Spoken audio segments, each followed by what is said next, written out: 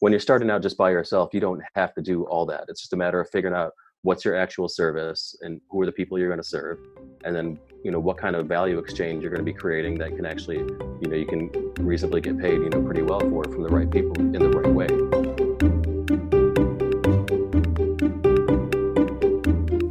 Welcome to the Personal Finance for PhDs podcast, a higher education in personal finance. I'm your host, Dr. Emily Roberts.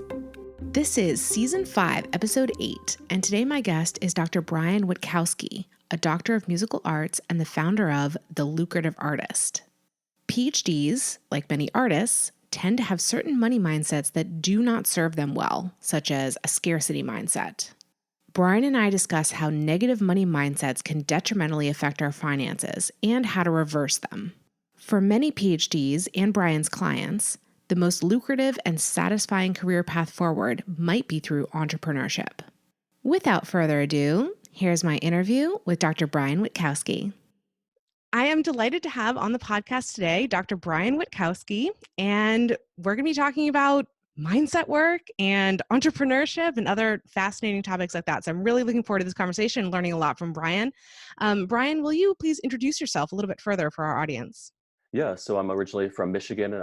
My grandparents immigrated from Poland, and my dad grew up in a very poor area of Detroit and kind of aspired to be a much higher middle class life, and worked his way up and eventually became a professor. And then it raised me to someday want to be a professor too. And then obviously the world is a lot different today than it was for the generation back then. I've had to explore where I can take my teaching and my work and what I really want to do.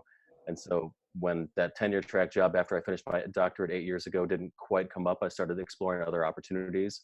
And I started really think, what else is not being taught that we all could be taught, and how could I better serve people? So I started studying more about business and finance and looking to see where we can help people, especially as myself. I have a doctor of musical arts degree, and especially in music and the arts, we know nothing about finance or financial literacy. And so there's so much to be learned and needs to be learned. So you're not going to just understand about money and know how to conduct yourself in life. And because we can't just expect those few jobs we're trained for. We have to be entrepreneurs. We have to come up with multiple streams of income and come up with other opportunities and be open our minds up to creating new opportunities, as opposed to competing for just a few things that less than 1% actually end up having. So it's basically, entrepreneurship is kind of the new, golden age for higher education in some ways, what I'd like to say, because we can take our expertise and leverage it in new ways and recreate different learning opportunities, not just for the people in the college classes, but for the lifelong learners. So it's kind of where I've kind of taken my teaching nowadays. Oh, it's fantastic. I'm so excited to dive more into all of that. And I'm really excited to have you as a guest, because now, a lot of my audience, I think, is, currently still in PhD training as graduate students or postdocs, or maybe closely following that. They may still be competing for that tenure track job, or not sure what they're going to do if it doesn't work out. And so I'm really glad to have you on as someone who's several years further down that line and has a lot more life experience and career experience in that way. One of the things that, we said that we would talk about during this interview was money mindset, because I think in, the people who you work with through the Lucrative Artist, and also the people who I see through Personal Finance for PhDs, have some troubling mindsets around money. So can you talk a little bit more about the mindsets that you see your clients that also maybe overlap with mine, the money mindsets that they have that don't serve them very well? In some ways, one thing that doesn't serve a lot of people is just, it's that mentality that we don't have enough, and there's never enough there. And we always think that there's a scarcity mindset complex that so many of us have. Even my own father did. Even though his adulthood was phenomenally better than his childhood, he was still struggling financially as a professor, because he just putting it all together. There's a book called Rich Dad Poor Dad by Robert Kiyosaki, and that kind of more or less, he talks about how his poor dad was actually worked his way up in higher education and became the administrator in the state of Hawaii and so forth back in the 50s and 60s. But his quote poor dad was his friend's dad, who didn't have any college training and just focused on acquiring real estate and thinking about owning a business and trying to earn money that way.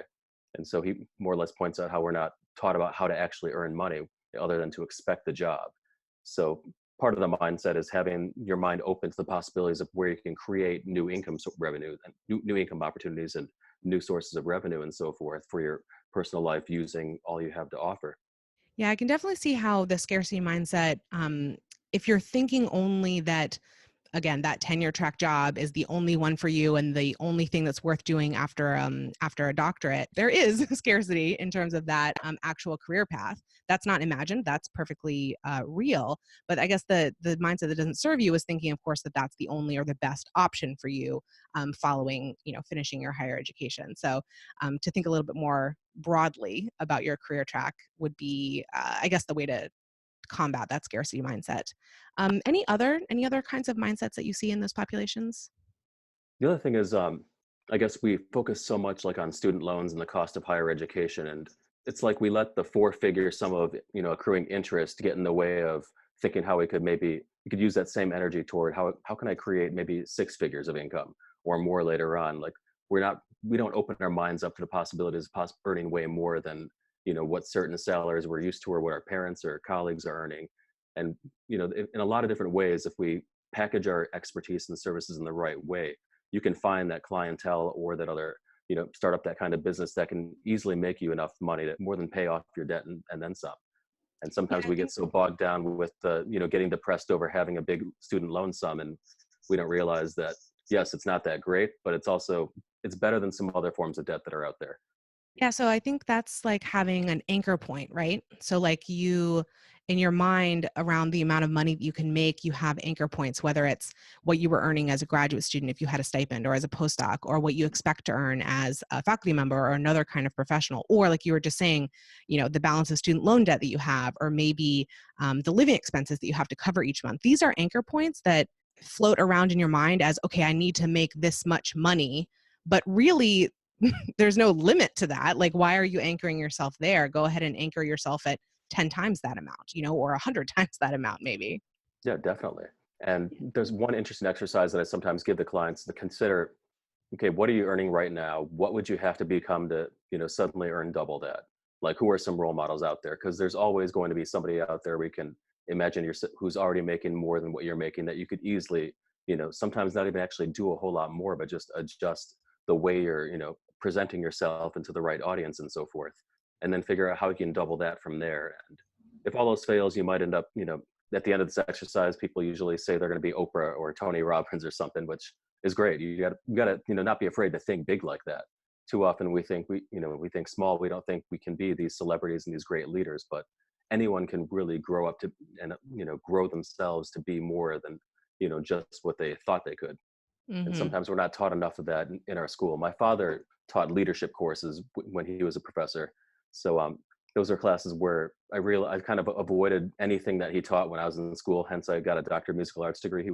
His degree is in criminal justice, and so I wanted to make sure I wasn't just recreating everything I absorbed, by osmosis as a child. I guess you could say it was part of my motivation to make sure I picked a very different degree program. But there's so many of these things that my father taught in his classes that are not taught to people in the arts and so many other fields, as far as management skills, how to interact with people, and what kind of personal growth is out there. We're too conditioned to just do the exact training for the exact skill to get specific sets of jobs and not necessarily, create the jobs instead. Yeah, great point. So anything else on your observations around, detrimental money mindsets and then how they translate to ill effects in our finances? Yeah, I think partly, the scarcity mindset that sometimes starts with just the job market and, the opportunities for earning money. There's also another problem is like, especially in the arts and in education fields, it's almost like there's a nonprofit aspect to it, or if you're working for a religious institution, or in my case as a professional singer, getting paid to sing in churches and so forth. There's that, you know, guilt trip kind of situation where some people who are cutting the checks kind of make you think you shouldn't be earning as much as what you should be. And then there are other situations too where it's kind of like the negotiation turns into a coerced, charitable contribution in some ways, but not in one in which you can actually, you know, get a tax deduction for your time in a concrete way kind of way. So it's, another situation we have to deal with, whether we're in the arts or we're in education. There's that mindset, wait, I'm not supposed to get paid this much. I'm supposed to do it for the children, do it for God or whoever, whatever the cause is, basically. So that kind of keeps people from realizing their potential. And then I try to tell people to be in a position where you can actually tithe or donate that 10% back, as we all ideally should later in life. Yeah, I agree to a great extent. Like, there's this, I guess I call it kind of a toxic culture of like compulsory volunteerism Hmm. in academia and in other similar fields. Exactly as you were saying, like when these, the high level institution has some kind of nonprofit like status that somehow translates to we don't pay people what they're worth, or we don't pay people to do work for us. We, expect a degree of volunteerism. I encounter this myself sometimes with institutions who want me to work without pay or with much less pay than I'm asking for. They can kind of use that, okay, well, we're a nonprofit as like an argument somehow. But it's just something that it's hard to combat because, as you said, when you're like sort of indoctrinated into that culture, you think, yes, well, I'm supposed to be giving back. I'm supposed to be doing this for XYZ. What about the people who won't, benefit from, receiving my talents if I don't, take this opportunity? um, but at the end of the day, like you have to feed yourself, right? Yeah, and that's the other thing is like I also tell people that like at the very least ask them how, it's a two-way street. How can they serve me in return if there's an imbalance in the actual value of exchanges taking place? At the very least, maybe that institution could give you a referral for another service they're providing, and so or they might allow you to advertise something else.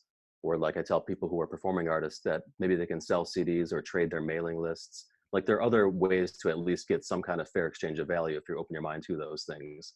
So I try to help people, think about those things and make that happen so that at least if they're not getting necessarily the actual money, maybe they're getting a leisurely vacation out of it. If it's a traveling musical gig or something like that, they're getting something that makes it still worth their while to otherwise feel like they're volunteering their time. Yeah, something that can be mutually beneficial instead of just beneficial going one direction. Okay, so let's say, someone in our audience has identified, okay, well, I do have that scarcity mindset, or yeah, my anchor point is 10 times lower than it should be, or what have you, whatever, any of these money mindsets we've been talking about. How do you actually go about changing a money mindset that doesn't serve you well once you've identified it? For me and for people who I work with, sometimes I give meditative exercises and different, you have to think positively, positive manifestation type statements, saying to yourself, like, your bank account may be empty, but rather than say it's empty, say it's wide open and ready to receive. It sounds silly, but you got to think, okay, the money is going to come to me eventually. You can't think that you're never going to get it.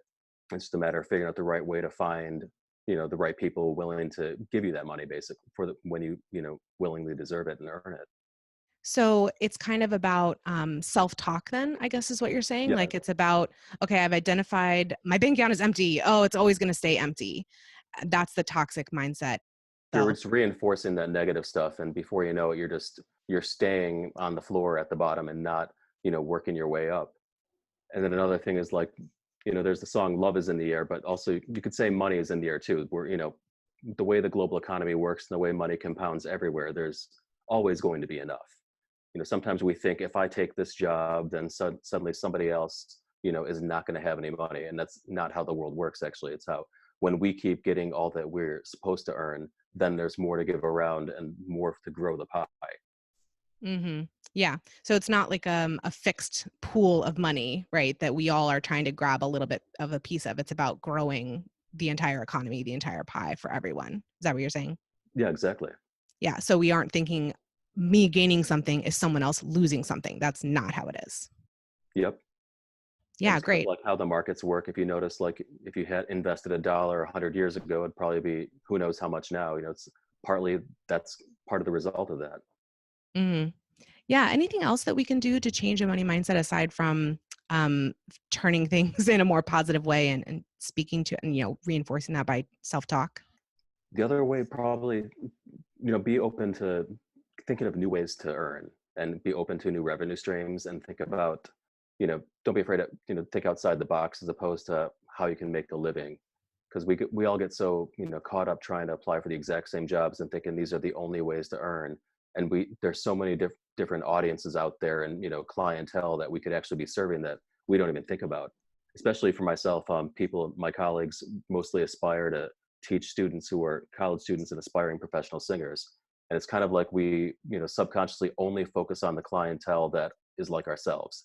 And we don't realize there's another whole clientele out there that might be willing to pay way more, or you could actually set up and, other kind of scalable situations where you could easily earn, way more than you otherwise are used to earning.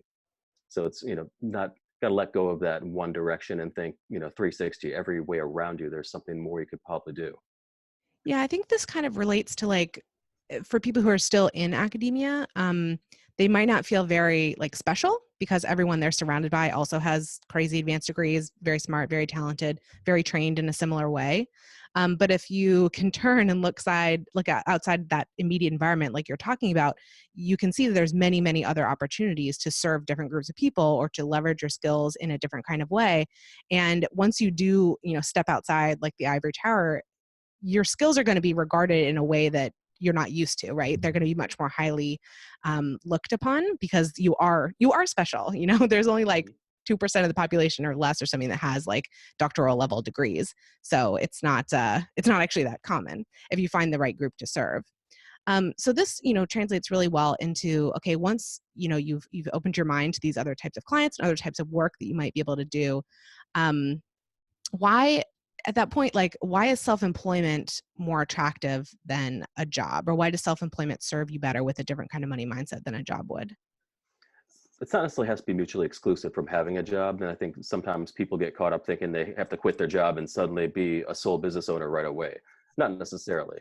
Although sometimes there are situations where you just need to get out of a toxic environment that doesn't pay you enough. And you easily find that one client and you can easily, or a few clients, you can suddenly afford to just, say farewell to the job that wasn't really serving you.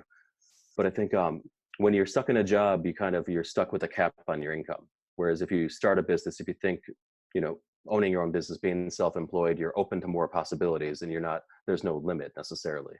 So it's like you're removing an artificial cap, and you're also giving yourself more freedom once you get it going, you find the right clientele to serve and so forth. Yeah, I think this goes back exactly to that Rich Dad Poor Dad book or idea that you were talking about earlier. That the poor dad, right, has a job and his income is, as you were just saying, capped and scaled by the employer. It's sort of out of his hands, right? But the rich dad is an entrepreneur.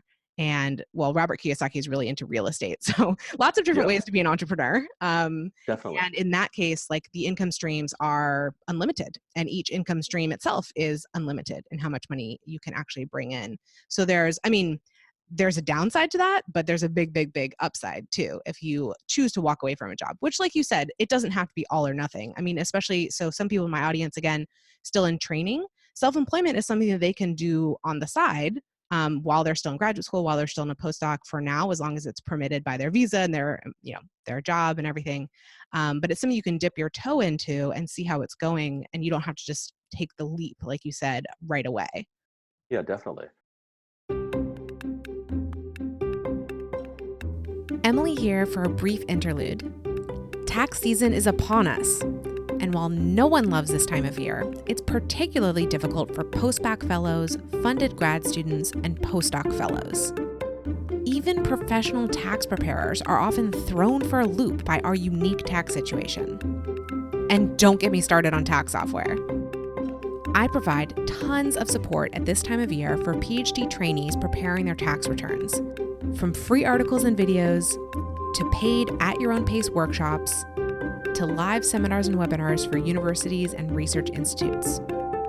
The best place to go to check out all of this material is pfforphds.com/tax. That's pfforphds.com/TAX. Don't struggle through tax season on your own. Visit my website for the exact information you need in the most efficient form available. Now back to the interview. The great thing is while you're still in grad school, like it's your perfect opportunity to realize, what is everybody doing the same? Where do you feel like you're literally just in the matrix, and what's not being done? Like I stress to people that it's the perfect time to really observe and reflect and take notes for what's going on and what's not being taught that still needs to be taught in real life, because there's just so much of that still needs to be taught, whether it's with finances or just personal development or other aspects of just knowing how to live. We're only, too many aspects of our, degrees are just kind of geared to train us for specific jobs, but not for, creating jobs. So one strategy is to just, observe what's not being taught. And then how could you actually teach that? I like to joke to people who are, getting their terminal degrees, their PhDs, that they could actually create something in which those same people who may not hire you for a faculty job might actually hire you to do their professional development, because you never know, like that fresh perspective of being young, just finished your degree and offering a different viewpoint, something that's going to be valuable to them. You're exactly describing like my own journey into personal finance for PhDs, because what was going on for me in graduate school was, I was learning about personal finance because I had to apply it in my own life, or felt that I had to, right? So I was learning how to apply it. And then over some time, sort of looking at the way my university was or was not supporting that growth and that journey. And I should say that Duke, which is where I did my PhD, actually does a great job with personal finance in comparison to many, many other institutions. But even so, I could see that there was more that could be done there. And that's exactly how I, stepped into my business, was seeing, okay, well, no one is teaching personal finance from the perspective of a graduate student or a postdoc or a PhD. They're teaching personal finance from the perspective of a CPA or a financial advisor who deals with very, very wealthy clients. And this is just completely foreign to the audience that the people that I was coming out of. And so I decided to turn around, right, and teach the people who are coming up behind me those principles. So exactly what you described. And as you said, I mean, I never applied for, jobs at universities or faculty positions, but I am now hired by plenty of universities to do professional development in this area. So it's totally, totally exactly what you said. So what are the different business models that you can see with PhDs or other people with doctorates that are successful, that are easy for them to access, given the skills they've been learning throughout their higher education? Yeah, one thing is just to simply think, what kind of professional development service could I offer? Are there businesses, are there organizations or clients where what I have to offer with my knowledge and expertise that can be valuable to them? And sometimes it's not necessarily just regurgitating the same content, but how can you repackage it in a way that is more meaningful to them, allows, maybe in some ways integrates. Sometimes with my work, I stress that you can kind of integrate some personal development, leadership growth with using your content as, the vehicle, so that people are thinking not just that they're learning more about a certain thing about history, but they're realizing how their own life, embodies that same historical thing you're trying to reinforce. Find, something like that personalizes it more and, really, fits the clientele or the audience that you're serving. So there's that. Sometimes it's you can do something as simple as different kind of coaching, whether it's life coaching, business coaching. There's so many forms of coaching out there that still people need to hire people. That's not enough just to, go about life, waiting for the job or, expecting your business to take off. We always need, more people to help us in different ways, to give us different perspectives, different viewpoints, to push us in different ways. In the arts, like, even though I have my degrees, I still take voice lessons. My voice is an evolving instrument. I'm always, learning how to use it in different ways. And the older I get, the different kind of repertoire I suddenly get to sing. So it's a never ending thing. And there are other aspects of life where it's the same way. So people with, PhDs and other graduate degrees, just that background alone gives credibility with certain types of audience members. Yeah, absolutely. I see. So I'm part of a community called Self-Employed PhD, which is underneath the Beyond the Professoriate umbrella program. And so what Jen Polk and Maren Wood do, who run that program, is they're career coaches for PhDs. And there are many other people who have stepped into the same area, seeing, again, like we were just talking about, that a lot of universities don't prepare PhDs well for knowing the possibilities of, for their careers outside of academia, or being prepared to actually apply for those jobs or network for those jobs or get those jobs. Many people have decided to become career coaches in this area because there is, a lack of support from many universities in that area. So exactly what you were just saying. Any other business models that you see as very accessible for this audience? Sometimes it can just be simply create your own school. Like, it might even rival your university. Don't be afraid to think big like that. Or something else to that effect, some kind of supplementary, after school program for elementary kids or, high school, really any age group. There's talk, I read in an article, there's going to be an enrollment crash in higher education soon, where suddenly, because there's going to be way more retirees than young people, not as many young people enrolling in college. So more job cuts and other drama might be around the corner. But at the same time, we have a retirement population that is just growing, and they're bored. There are ways to serve them. So you never know what kind of other rather than think, higher education, think lifelong learning and, or higher learning and other things you can offer that can serve any kind of population. Yeah, if what you really wanted to do when you were pursuing that faculty position was teach, I mean, there's so many different audiences and different ways that you can do that, even within the subject matter that you were highly trained in, if you want to stay in that area. And if you're And willing to that, leave the country, there's 7.6 billion people in the world. There's going to be somebody out there who will pay you to teach them something. yeah, or work online and have access to Yep. everybody in the world. Yeah. Any other business models you want to add to that list? Yeah, one-on-one coaching, teaching, offering professional development seminars or other, workshops and so forth using your expertise. Or also, you don't necessarily have to not teach the same students you're expected to teach that you went through school. You just need to be offering them something that's different from what they're used to. So that's why also with my own business, I help people specifically in the arts figure out, how can I do this likewise? How can I create something different and empower myself to have control over my career and do more of the things I actually authentically want to do? Because one thing, especially in the arts, there's a lot of interesting toxicity that goes on when it comes to career expectations, like especially with professional singers. We have a lot of people who started their careers in the last century, and sometimes they just went about teaching as if that last century way of life was still going about, and everybody could easily, have the same career they had, or at least that's how they'd go about, conduct themselves and just kind of otherwise disregard, your actual career and what you'd be doing. You have to really be more of an entrepreneur nowadays as a performing artist if you're not going to suddenly get some of those few jobs that are still out there. So positioning yourself to help those same people who are in your field not getting the help they probably should have had. Hmm. Yeah, and you mentioning like actually using the specific skill you were trained in, singing.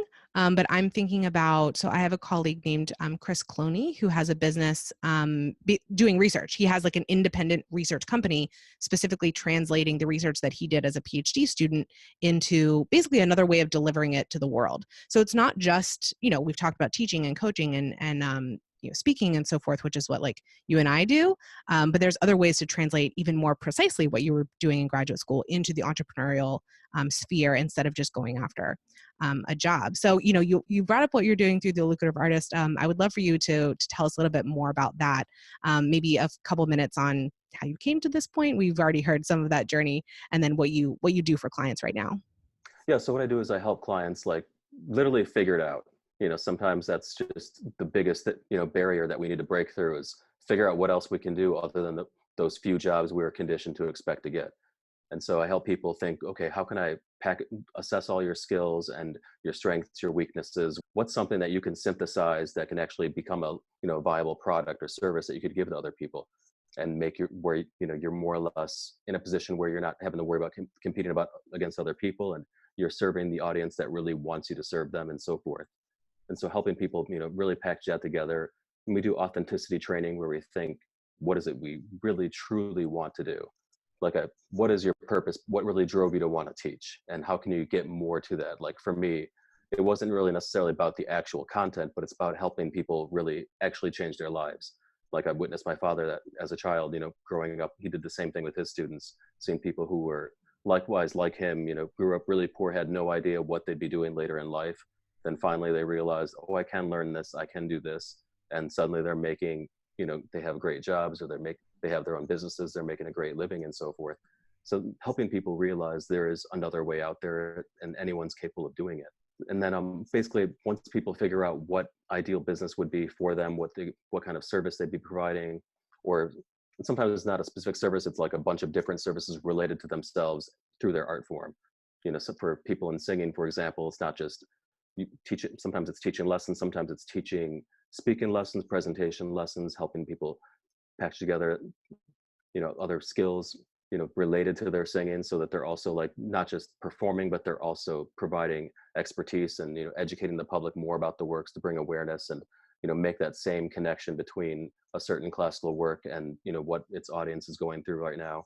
Kind of. Sounds like, based on what we were kind of talking about earlier, you help people identify the limiting beliefs they have, the mindsets they have around their career, for example, and then coach them in how to combat that within themselves. Like, I guess I just think about this as related to like imposter syndrome, right? Like Yes. we And cannot, there's nothing that we are trained for to do outside of academia. All we can do is teach. And if we can't get that job, we're like worthless, right? Like that's a yeah. horrible thing to think about yourself. But I think it's indoctrinated into so many of us who go through academia, to have that imposter syndrome that I'm not worthy of another kind of job. I'm not worthy of being able to start a business. I don't have translatable skills into these other areas. And so once people see, okay, well, this is what's holding me back, I'm going to engage Brian, you help them turn those mindsets around in a very practical way, because you can say, no, here is what you need to be telling yourself instead of what you have been thinking. And then they do the work, right, to actually uproot those mindsets. Yeah, and once they get through there, once they realize what they want to do, then I coach them through like step by step. What can I do to actually make a viable business take off the ground? And it's not always necessarily too scary or confusing. Some people, you tell them you're helping them grow a business, they want to see all these weird numbers and other things. And when you're starting out just by yourself, you don't have to do all that. It's just a matter of figuring out what's your actual service and who are the people you're going to serve. And then, what kind of value exchange you're going to be creating that can actually, you can reasonably get paid, pretty well for from the right people in the right way. And it's a matter of, figuring out how you can package that and, who you'd be serving. Yeah, I And think then, some people, when they hear like starting a business, they think about the startup world, and where you have to have like a highly refined like business plan, you're pitching to investors and so forth. And it is really important to have this high degree of models and understanding of what you're going to be doing in that world. But just to dip your toe into self-employment is much less than that. You don't have to exactly. do all that. You have to try out some things, see what people are going to pay you for it, see what you like to do. It's a lot of experimentation at the beginning, and it's not really high stakes. Yeah, exactly. And I love helping people, walk them through that and realize, oh, I can do this. And yes, there's actually a demand for there. Like one interesting, exercise we take people through is just called Hot or Not. What are some ideas that can work? And we talk them out. And then we also might contact some other people and see what they think about that, if it's a totally new thing that they hadn't heard of before. And it's a matter of, you need an opportunity to just test the waters and, openly be in a safe environment where we can express ideas without somebody thinking you're stupid or whatever. Like, no, there's no stupid idea. There's, millions of ideas everywhere. And it's just a matter of figuring out how to piece it together to create something viable as far as a business goes. Mm-hmm. Yeah, that gives me a good idea of what your services are. But I wanted to ask you about your name, the Lucrative Artist, which is very provocative. So can you tell us a Yes. little bit how you came to that? It's fascinating. It's a provocative word. It's a word they say all the time on CNBC and, all the other finance channels, for other businesses. But, for some reason, we're conditioned to think we have to starve as artists. And it's not necessarily the case. And, so I try and help people realize, no, actually, if you're getting paid what you deserve and what you should be, you're actually in a position to make even higher quality art, and you're serving people even better. So it's an empowering, mindset that better serves them later on. Yeah, I love that. Oh my gosh. Well, where can people find you? Well, my website's thelucrativeartist.com, the lucrative artist, 3 words there, .com, or there's facebook.com/lucrativeartist, where I'm active on a Facebook page. And I also have a Twitter and an Instagram where I try to be accessible to as many people as possible through all those platforms.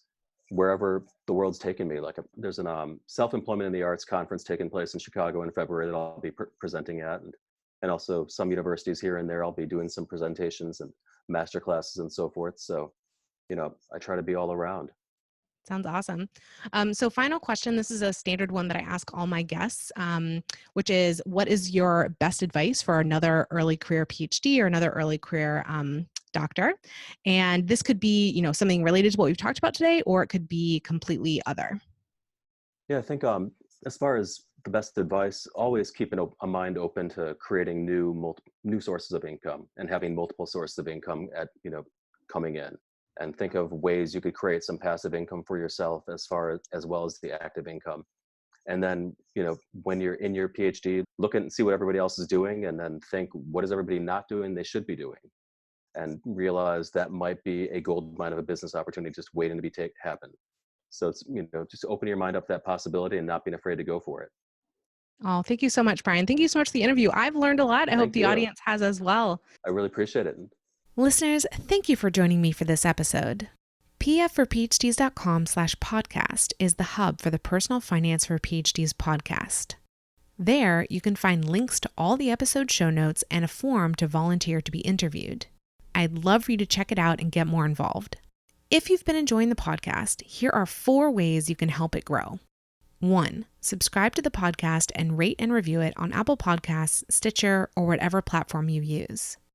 2, share an episode you found particularly valuable on social media or with your PhD peers. 3, recommend me as a speaker to your university or association. My seminars cover the personal finance topics PhDs are most interested in, like investing, debt repayment, and taxes. 4, subscribe to my mailing list at pfforphds.com/subscribe. Through that list, you'll keep up with all the new content and special opportunities for personal finance for PhDs. See you in the next episode, and remember, you don't have to have a PhD to succeed with personal finance, but it helps.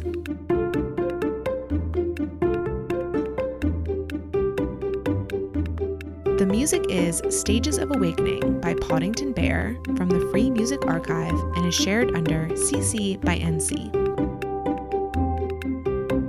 Podcast editing and show notes creation by Miriam Ock.